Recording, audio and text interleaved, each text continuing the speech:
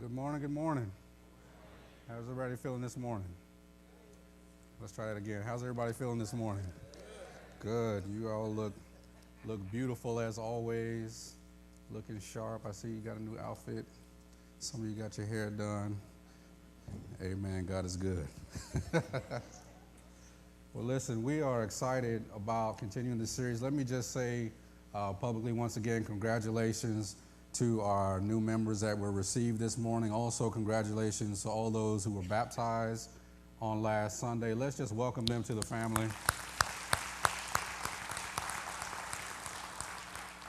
It's always an exciting time, and we need to make a really huge deal when somebody decides to publicly confess their faith and be baptized and says, you know what, I'm following Jesus and I don't care if the whole world knows. That's a big deal. And so we are thankful that God continues to use us to introduce people to Jesus Christ. Amen. All right, so we're in week 4 of a new series that we started called Believe.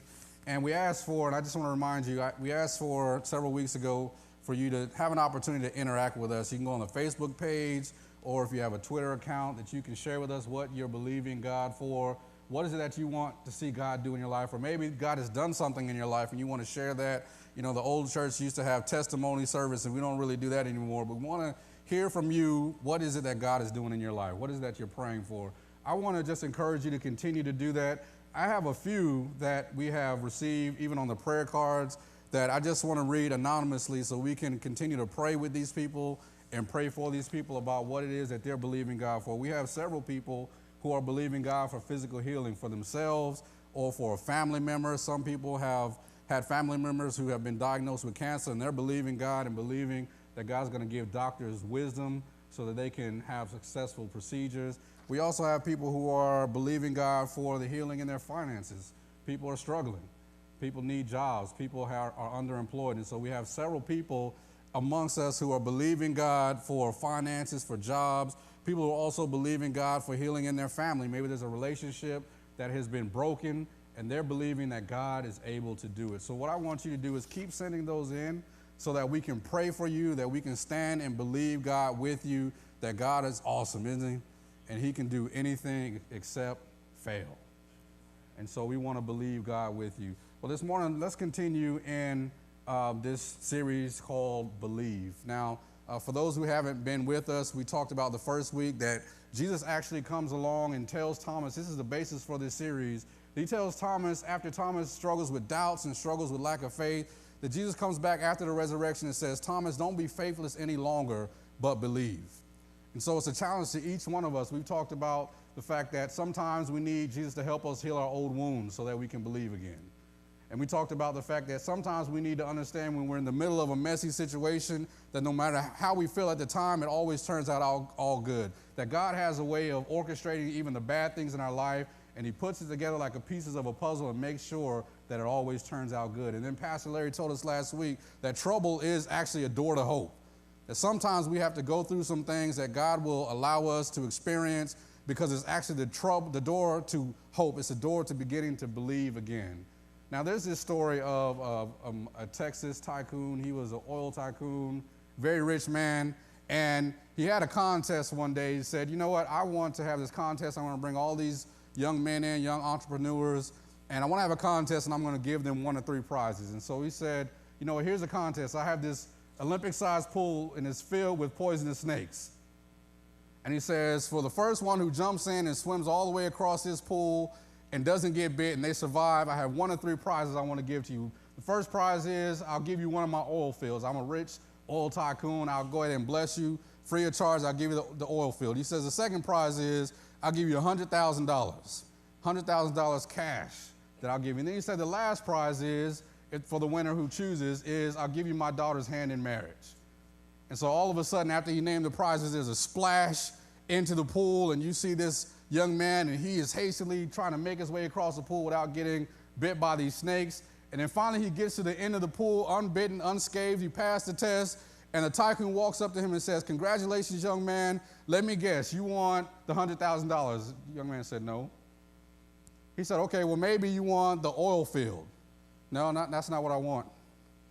He says, okay, I understand. You want my daughter's hand in marriage. She's a beautiful girl. You want to marry my daughter. He says, no. That's not what I wanted.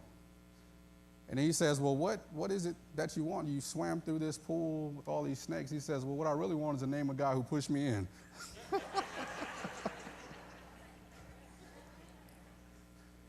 See, it doesn't matter how many times we talk about what the rewards are, no matter how many times we talk about what it is that we deal with and how we come out on the end, it's going to be all good, that sometimes we just want to know why.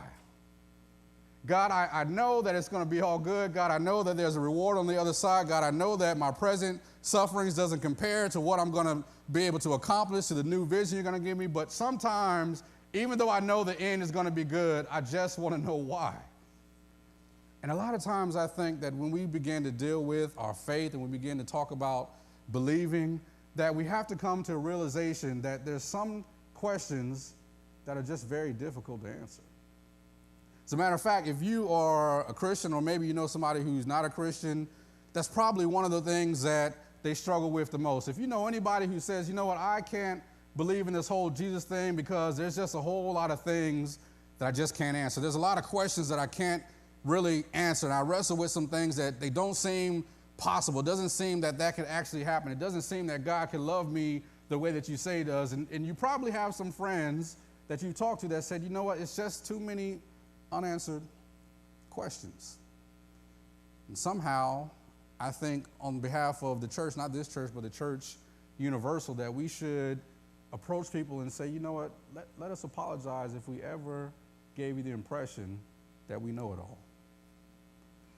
Because if you're like me, you probably have some friends and they probably look at you as a Christian or look at you as a follower of Christ and say, you know what, you guys seem to have this monopoly on God. You seem to know it all. You seem to be able to wrestle and answer with all the questions. And you know, you guys seem like there's something that you know that we don't know. And somehow along the way, this whole Christian journey turned into, we have all the answers and you come to find out the answers from us. And I think we need to struggle with the fact that as we talk about believing, that there's some questions that are difficult to answer. But here's what I want you to know this morning before I move on, is that even though there's some questions that are difficult to answer, we don't wrestle necessarily with the what, why, and how, but we look to the who.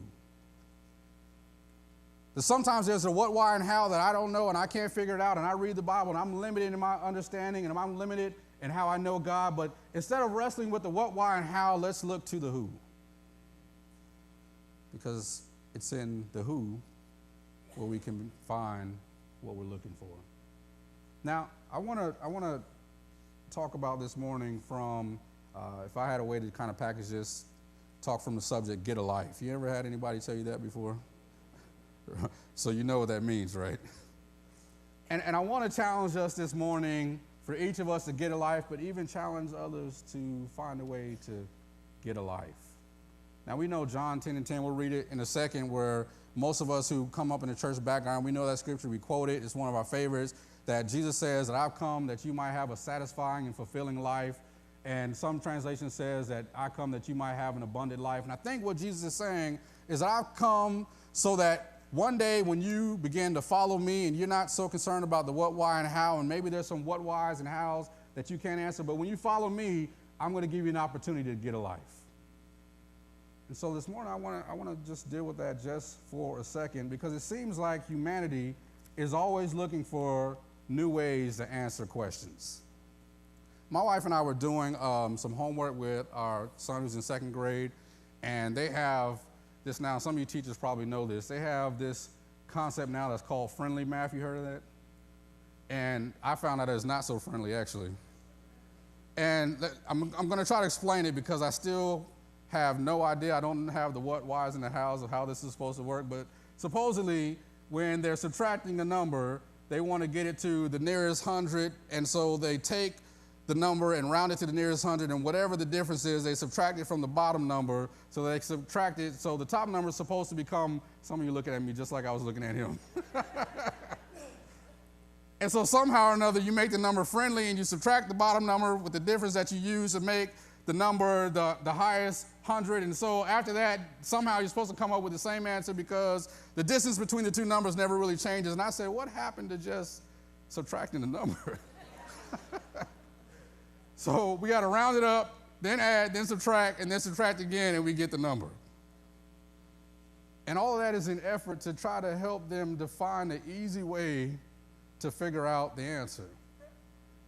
And isn't that like humanity? Come on now, we try to find the easiest way to get to the answers that we need. And sometimes in our quest to find a way to make the answers easy, in our quest to find a way to make something that seems complicated more easy, we end up adding more steps as necessary. And really, faith is not as complicated as we've made it out to be.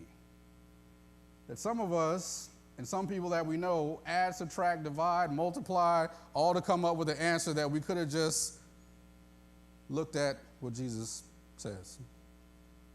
And sometimes we add from the Bible, we take away from the Bible, we multiply, we subtract it, we come up with our own idea and our own agenda, and we mix it all in a pot, and we try to make it friendly, and somehow we miss the whole point. And isn't that like us? I mean, we don't like, as human beings, not being able to know something. We don't like being limited. That's why you want that plan that has unlimited minutes. That's why you switch carriers every 2 years, because you want unlimited data. And there's something about being boxed in. There's something about not being able to know. There's something about us being limited and recognizing our limits and recognizing the fact that we are limited and finite that we just tend to struggle with. And I want you to see this morning that that's actually a doorway into a deeper faith, is recognizing that I don't know it all. Recognizing that I don't have all of the answers. Now, I want to read this story, and it's going to be a long story, but we'll see if we can get through it this morning, and it'll help us to understand, because this story is a lot like your story. You know, there's a book that I read, there's a book that I read when I was a student and a hospice chaplain. If you ever get a chance to read it, it's called Tuesdays with Maury. It's about a sports writer who spends the last 14 Tuesdays of his former professor's life. And in that story, he talks to his professor. Every Tuesday he goes to see him, and his professor says something profound that I actually learned as a hospice chaplain, that I learned from some patients of mine. He said this. He said that when you learn how to die, you learn how to live. When you learn the fact that you're extremely limited as a human being, you'll learn actually the secret to life. When you learn that we're finite and that we don't have all the answers and we'll never be able to answer all the questions, when you learn that you're limited and I'm limited, he said, that's actually when you learn how to live. I had a patient one time, she's 104 years old, and sharp as a tack. She couldn't see very well anymore. She couldn't hear very well, but her mind was just as sharp as ever. And I remember talking to her one day, and her and I became very good friends. She told me, and I'm going to try to say it like she said, baby, little New Orleans flavor there, baby. She said, don't live past 100, because that's when things start going downhill.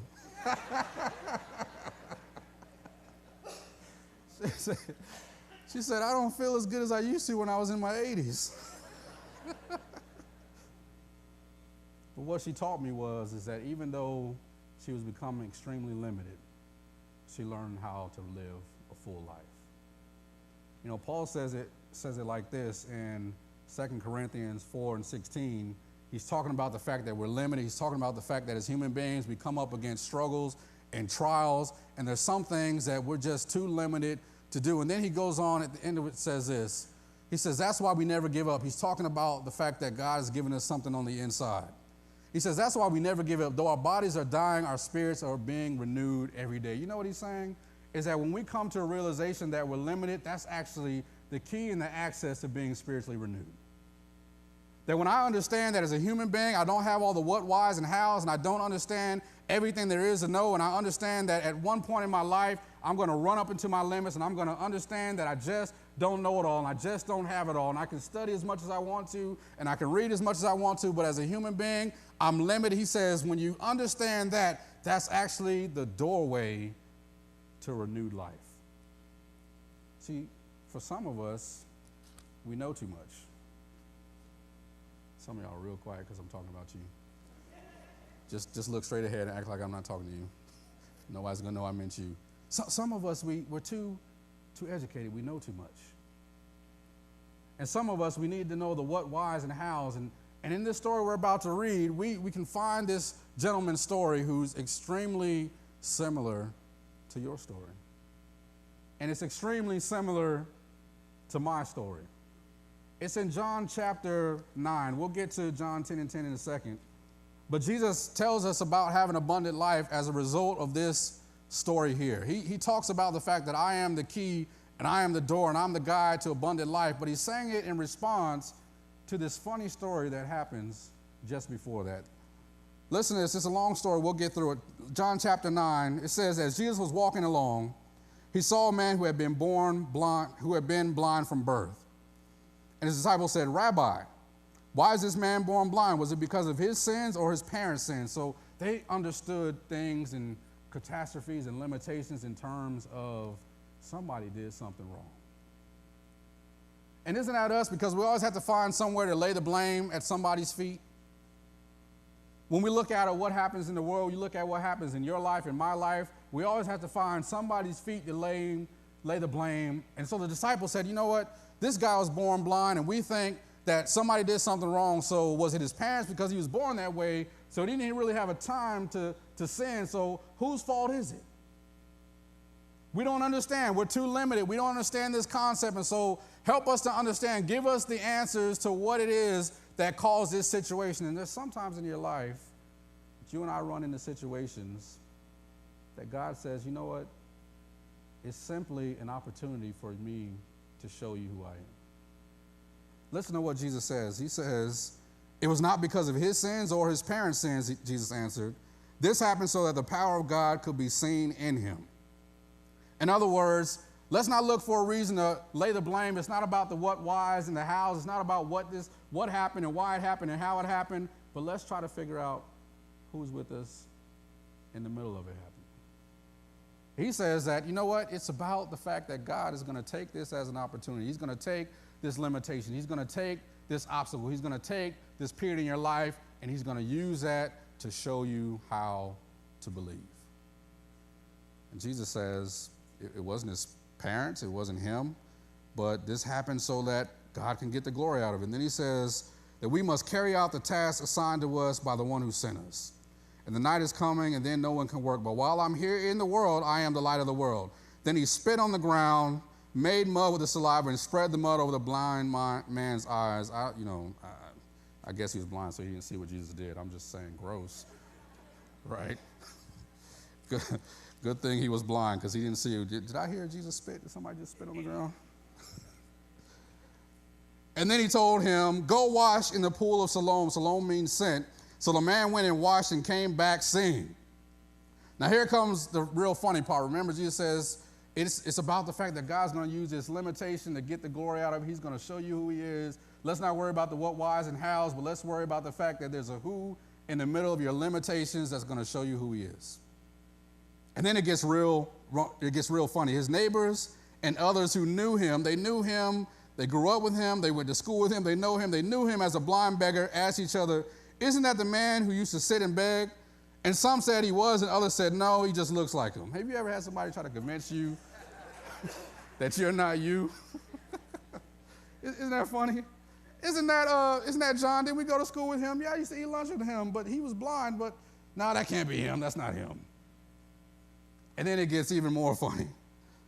And then the beggar kept saying, yeah, I'm the one. Hello, it's me. I'm pretty sure I know who I am. Yeah, it's me. No. This is not an imposter. It's me, really, guys. Check it out. It's me. No, it can't be you. It can't be you. We don't understand that. We don't get it. We're too limited in our understanding of how that could work. And then they asked, here we go with the what? Who healed you? What happened? And he told them, the man they called Jesus made mud and spread it over my eyes. Notice he didn't say anything about the spit because he didn't know anything about that. He made mud and spread it over my eyes and told me, go to the pool of Siloam and wash yourself. So I went and washed, and now I can see. Everybody get excited. And then the people said, watch this, where is he now? Didn't you hear what I just said? I used to be blind, now I can see, and the only response is, well, where is he? Hello? Maybe you didn't hear me the first time. I was blind, now I can see, let's celebrate. Where is this guy? I don't know, he replied. Does that matter? I can see.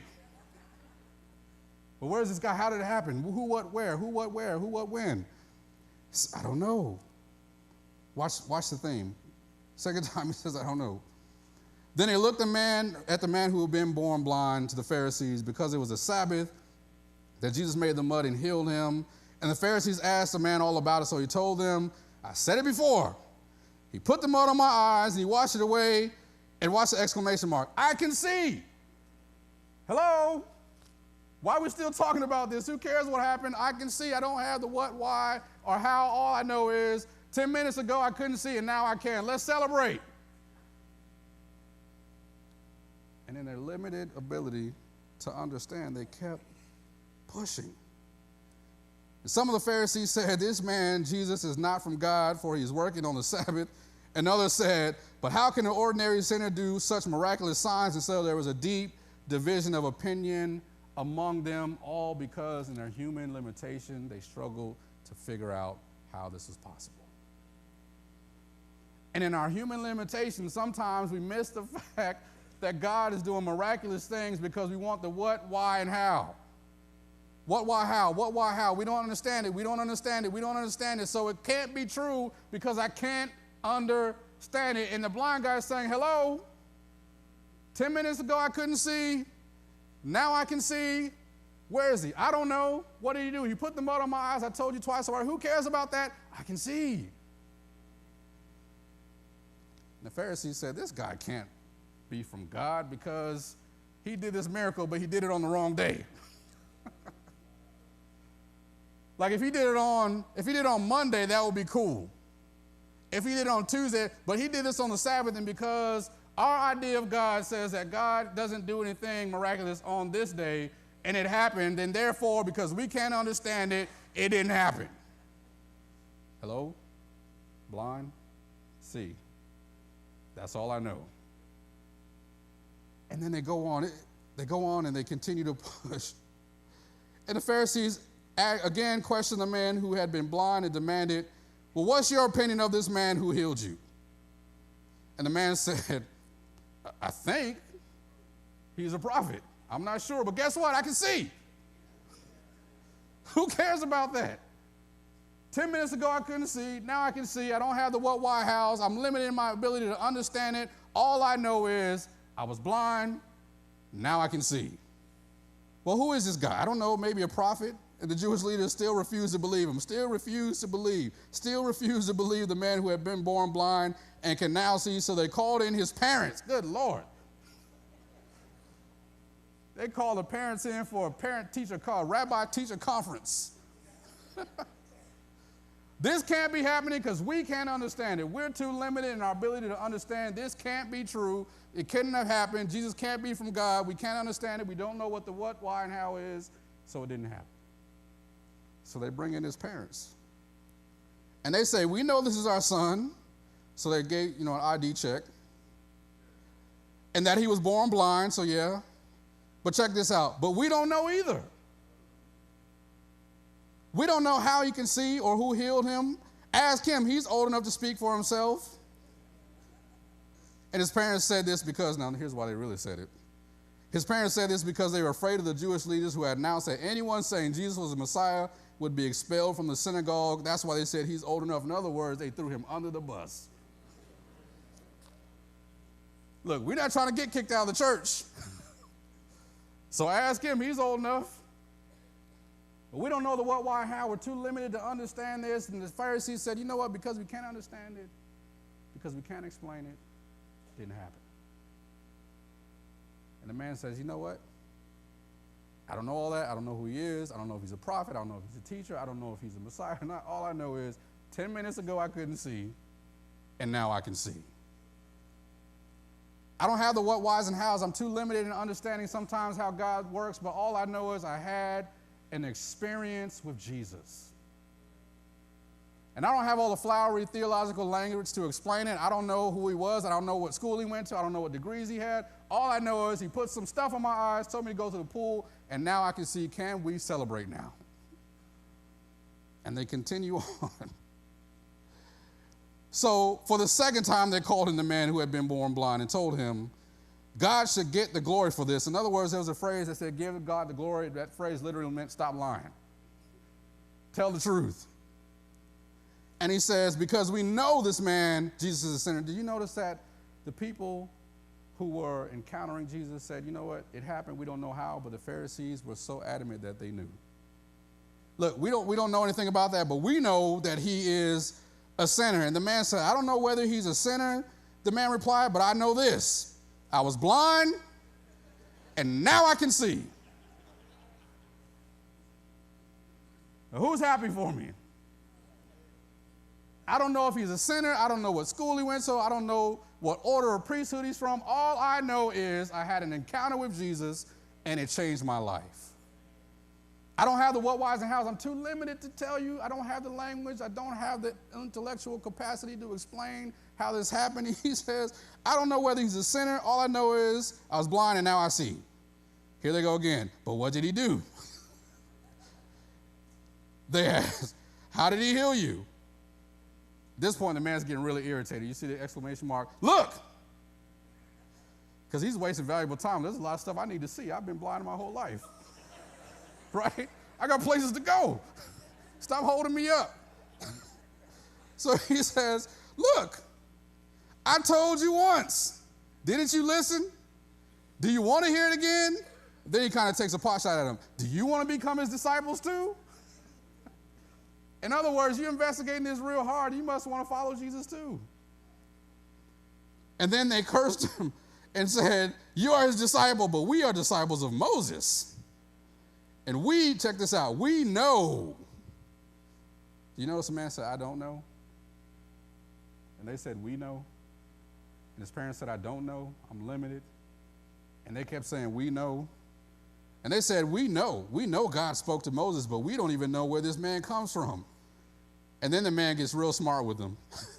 He says, well, that's strange, because he healed my eyes, and yet you don't even know where he comes from. But we know that God doesn't listen to sinners, but he is ready to hear those who worship him and do his will. And ever since the world began, no one was able to open the eyes of someone born blind. If this man were not from God, he couldn't have done it. In other words, you're not so smart, are you? Well, this guy can't be from God. That's funny, because God doesn't listen to sinners. You keep saying he's a sinner. All I know is I was blind and now I can see. That's kind of funny that you think you know when you don't know. It's kind of strange that you won't admit that you're limited to be able to understand, but there's this experience that just happened that we can't deny. And then they got mad at him. Well, you were born a total sinner. Kind of like, I'm rubber, you're glue. Whatever you say bounces off of me, sticks to you. I know you are, but what am I, right? Said, you were born a sinner, they answered, and you're trying to teach us? And then they threw him out of the synagogue. And when Jesus heard what had happened, he found the man and asked him, check this out, do you believe in the Son of Man? And the man answered, who is he? Because I want to believe. I don't have all the what, whys, and hows. I don't have the what, why, and how it happened. I don't understand. I'm limited in my ability to explain exactly what happened. All I know is probably 20 minutes now. 20 minutes ago, I was blind, and now I can see. And I don't know all of this stuff that you guys are talking about. He's a sinner. He must be a prophet. I don't know. My parents don't know. I don't know. I'm limited. But here's what I do know. I was blind, and now I can see. And I'm limited in my ability to understand how God works, and I'm limited in my ability to understand how he performs miracles, and I'm limited in my ability to explain how this nasty mud that he put on my eyes healed me. I don't know. But here's what I do know. I was blind, and now I see. And then he says, you know what? I don't know who this Jesus guy is. I don't know who the Son of Man is. But because I had this awesome experience, I want to believe. You mean you don't want to know the what, why, and how? You don't need to know how that happened, why that happened, when that happened? You don't need to know the chemical makeup of the mud that he put on your eyes? You mean you don't need scientists to investigate what was in that mud? What did he put in there? No. All I know is I was blind and now I can see. Show me who he is because I want to believe him. Because you know what? I'm limited. I'm limited in my ability to understand exactly what happened. And I can't make it up. All I know is it's happened and I want to believe. And then Jesus goes on to say this, verse 41. He's talking to the Pharisees and he says, you know what? I entered this world to give judgment, to give sight to the blind, to show those who think they see that they are blind. And some of the Pharisees were standing by and heard Jesus say, are you saying we're blind? As a matter of fact, I am. Because if you were blind, you wouldn't be guilty. If you could admit that you're limited, you wouldn't be guilty. If you could admit that you're not always going to know the what, why, and how, if you could admit that I don't have all the answers, if you could admit, and some of us have been running into this issue for our entire life, if you can just admit to the people who don't follow Jesus that I don't have all the answers, all I know is I had an experience with him, and now I can see. And he says, you know what, if you could admit that, then you could see. That there's this level actually of admitting that you're limited as human beings that actually gives you the ability to believe. And then Jesus goes on to say that famous verse. He says, I tell you the truth, anyone who sneaks over the wall, the sheepfold, let me fast forward.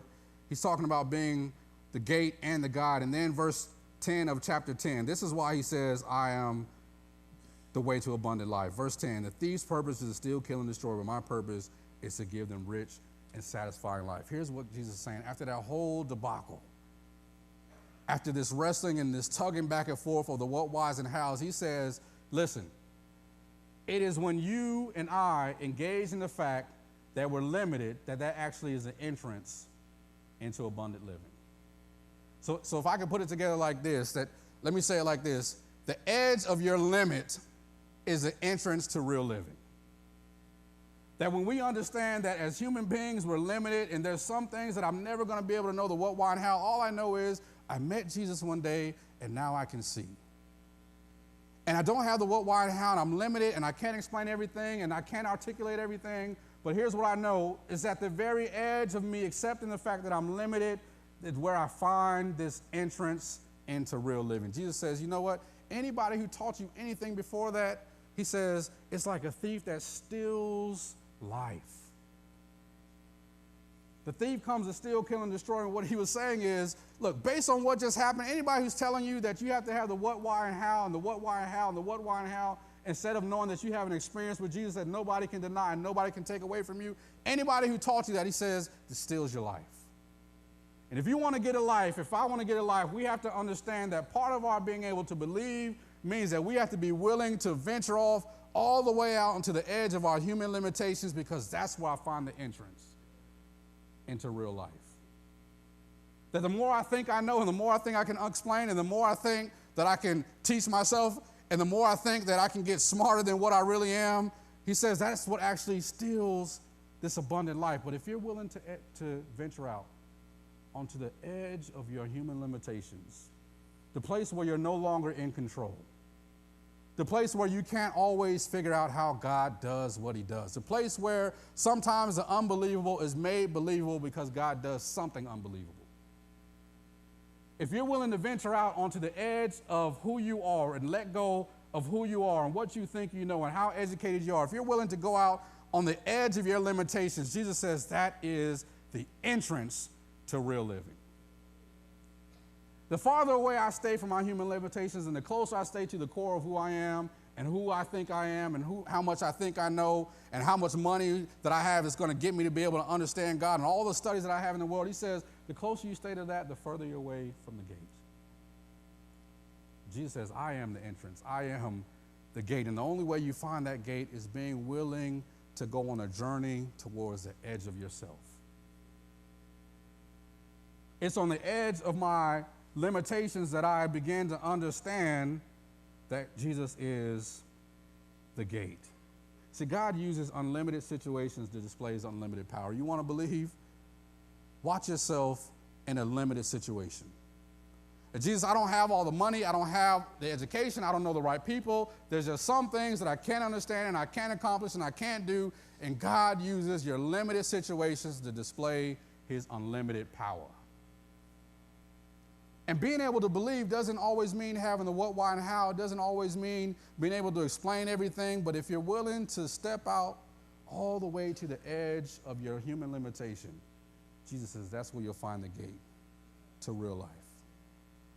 If I'm willing to step away from who I am and who I think I am and how much I know and how I want to figure it out so bad, if I'm willing to one step at a time venture out onto the edge of me, it's at that place where Jesus says, I'm the gate. I'm the guide. You know, there's a story of this old lady who, let me see how much time I got. There's a story of this old lady who she was driving one day and she passed by an officer and the officer looked at her and clocked her and she was going 22 miles an hour. And the officer said, you know what, that's just as dangerous as speeding, so let me pull her over. And he pulled her over and he told the lady, he said, you know, ma'am, you're actually going well below the speed limit. That's actually dangerous. And she said, well, how fast was I going? And he said, you know what, you were going 22 miles an hour. That's pretty dangerous. He said, oh, I'm sorry. I thought that I was supposed to go 22 miles an hour. The sign said Route 22. He said, no, ma'am, that's actually the route. That's the road you're on. That's not the speed limit. That's the route that you were going on. And he said, you know, I'm not going to give you a ticket. I'm going to give you a warning. And he said, but let me just ask you this. Your friends in the back look really, really nervous. They look really, really scared, like their life had just been snatched from them. She said, oh, that's because we just got off of Route 119.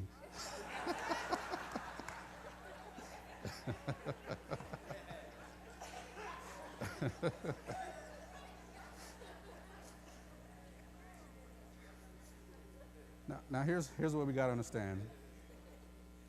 Here's what we got to understand. I'm going to move through this. We've got to make an effort to understand the fact that we're limited. To understand that there's just some things that I'm just not able to explain. And here's another statement for you to write down. The lack of because should not dictate your lack of belief. Because sometimes I'm not going to have the because this, because that. Remember they said, why is this man born blind? Give us the because. And Jesus said, sometimes it's just an opportunity for God to show you who he is. That sometimes there's no because that you can understand. There's no because that I can understand. But the lack of because should never dictate your lack of belief. I don't have the what, why, and how. I'm limited. I can't understand it. But sometimes it's just an opportunity for God to show himself. And really the gateway into belief is standing at the edge of your human limitation. That, you know what, I don't know. All I know is that I can see now. Is anybody happy for me? I can't explain it, but all I know is 10 minutes ago this Jesus guy came up to me. Is he a prophet? I don't know. Is he a sinner? I don't know. What school did he go to? I don't know. Is he really a rabbi? I don't know. All I know is, people, 10 minutes ago I couldn't see, and now I can. And I don't have the what, why, and how, and if I just come to a place where I'm willing to stand on the edge of my human limitation, Jesus says there's a gateway that leads into a life that you've never experienced before. That if I'm willing to leave behind the fact that I need all the becauses and all the what, whys, and hows, and I'm willing to engage in the fact that I'm limited, there's a gateway. Jesus says, I'm that gate, and I'm that guide. You know, Paul in 2 Corinthians, he shows us that God actually gives us limits so that we can believe him. You guys remember about the thorn in the flesh? And Paul says, you know what, I begged God 3 times to take this away from me. And God said, you know what, how about I give you some grace? Because you're not going to always be able to understand it, but there's this moment where you begin to lean into the fact that in my human limitations, there's a doorway into new life. In the fact that I can't explain the what, why, and how, I'm limited. I'll never be able to explain some things, but when I'm willing to venture out on the edge of my limitations, that's the gateway into real living. Some of us have really, really got caught up on that. And we really, really struggle with this fact that we need to sometimes acknowledge that if we want to believe, that requires me to abandon myself. You know, I'm going to tell you a story, then I'm done. 2003, my wife and I found ourselves in one of those situations where we had to venture out on the edge of our human limitation. In 2003, I was working for Kmart for several years, and Kmart went through bankruptcies, and I helped close stores, and so I lost my job, and my wife had just lost her job, and we didn't have any children at the time, but we were staying in an apartment, and it was time to renew our lease. But you know, if you don't have a job, you can't afford to stay there, but we can't afford to go anywhere else because we don't have a job. And I can remember one morning getting up, and I don't know about you, I just talked to God like I'm talking to you. So I said, come on, God, let's go jogging. I need to talk to you. Because we were running down to the wire about what we were going to do with our lives. Where are we going to go? And so I went jogging, and I told God, I said, you know what, God? I don't have a better idea. I don't have a backup plan. I'm not smart enough to figure this thing out. We're about to be homeless. I lost my job. My wife lost her job. We have nowhere to go. We don't know what we're going to do. And quite frankly, I'm on the edge of my limitation, and I need you to figure this out because I can't do it. I don't have the what, whys, and hows. I'm too limited. And long story short, we ended up getting a position with this company that places you in apartments, and you're able to do ministry as a couple to all the people who live in the apartment complex. You do events, but you also get a chance to share the gospel with them. And on the day that our lease was about to expire, we met with this company, and they said, you know what, we think you guys are a great fit, and we want you to move in. When can you move in? When does your lease expire? I said, tomorrow. And we went from living in a one-bedroom apartment in Kennesaw, Georgia, to a two-bedroom apartment in Atlanta, and the apartment was worth about $1,500 a month, and we got to live for free.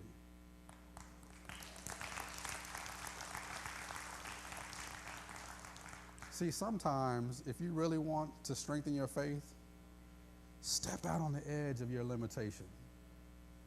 Because Jesus said at the edge of your limits is a gateway to real living. That if you want that abundant life that comes with following Jesus, you have to be able to venture outside of yourself, outside of what you know. You don't have the what, why, and how, but real belief means I'm standing on the edge of everything I got, Jesus, and there's no turning back, and I have no choice but to trust you and to believe.